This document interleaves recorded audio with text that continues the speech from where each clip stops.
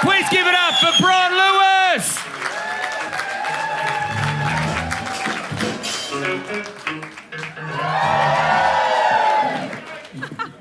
Oh, it's too tall. How are we, Sydney? I live in Melbourne.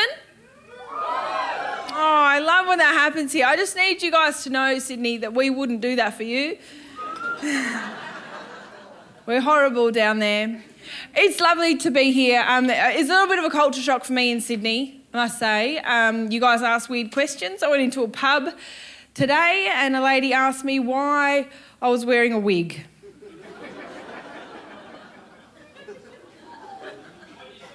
I just couldn't work out how she could see it.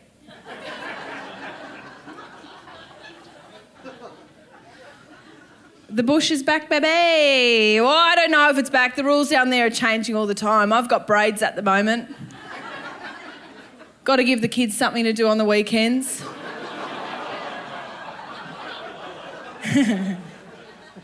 I'm struggling at my house, my own house. We're having a hard time because we're living with a bloke who doesn't speak English.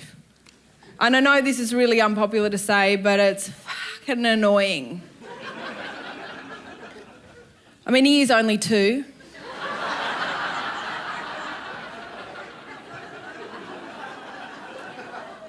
For Christ's sake, mate, you've been here your whole life. Assimilate, you dumb baby, you know?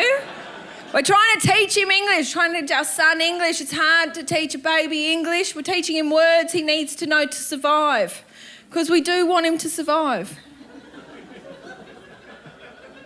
What a good mum. So we're teaching him words like food. When he's hungry, he says food, food. Okay, he's nailed it. Says it a bit too much for my liking. When he's thirsty, we're trying to teach him how to say water. He's having a hard time with that. Because you and I pronounce it water. He pronounces it puta.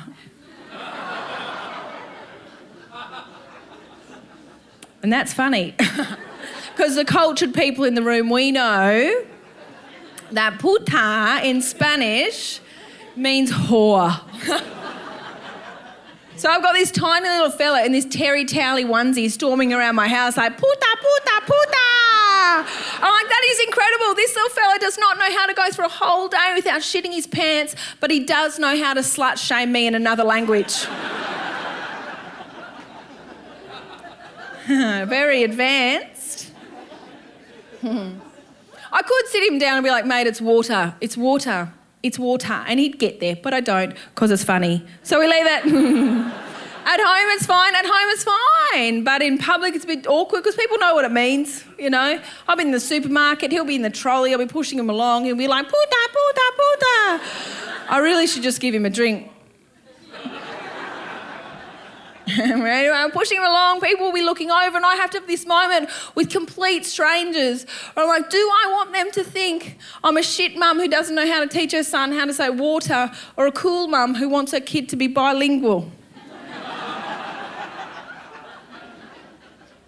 Answer's obvious. I'm like, hola.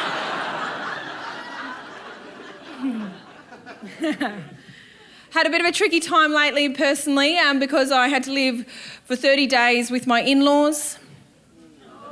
Thank you. 30 days and nights with my in-laws. Not my parents, my in-laws. I reckon some of you aren't grasping this. 30 days with my in-laws. Okay, there we are. Thank you, Sydney. It was a long time. It was a long time. I mean, it was very generous. Very generous for them to open their doors and welcome me, my partner and our 3 kids into their house for 30 days. But would it have killed them to not be so fucking annoying? You know? My father-in-law did this really annoying thing. My father-in-law would time my showers. I know. I mean, like, I don't know for sure that he was timing it. I never saw a stopwatch. I just couldn't work out why else he'd be in the shower with me. I hate that joke. My mother-in-law did a very annoying thing. My mother-in-law would cook really delicious edible food. So my partner would be like, oh, is this what it's supposed to taste like? I'd be like, no, spit it out, you know? And she'd cook a lot. So my mother-in-law, she's Polish. And it also means, like, my father-in-law, he's Polish. It means my partner's Polish. It's how genetics works. So living with a European mum was interesting because I realised that European mums are very different to Australian mums. They are. Because European mums love their kids. You see that? See that little difference there? I know. Love him a lot. She loves him a lot. Oh, a bit too much for my liking, but she loves him a lot. And she'd show that love by cooking, always cooking and watching him eat it. Why?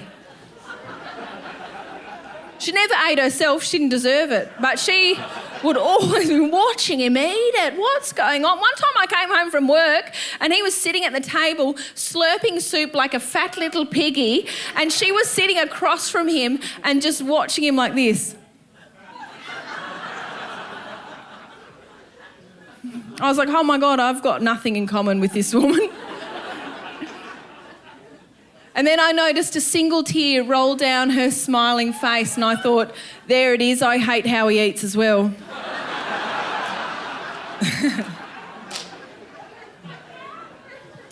Oh, God. I'll tell you one more thing and then I'll go. I am a fun mum. Can you tell that? Yeah, I am fun. I don't know where my kids are. That's fun. It's so fun. The other day, one of my kids asked me why her dad and I aren't married, because we're not married. We got engaged and then we remembered we didn't like our family enough to buy them a meal. So we skipped it. It's good. But when she asked me why her dad and I aren't married, I thought it was a really nice time for us to bond, because no kid thinks their mum's funny. So I thought I could make her laugh with it. This is a nice time, bonding, laughing. So I said to her, the reason why your dad and I aren't married is because, Sydney, you'll love this. You can use it if you want. It's because it's an outdated institution which works in favour of the patriarchy. It keeps miserable people together for too long. There's a 50% failure rate. I'm terrified of commitment and I don't reckon your dad's the one.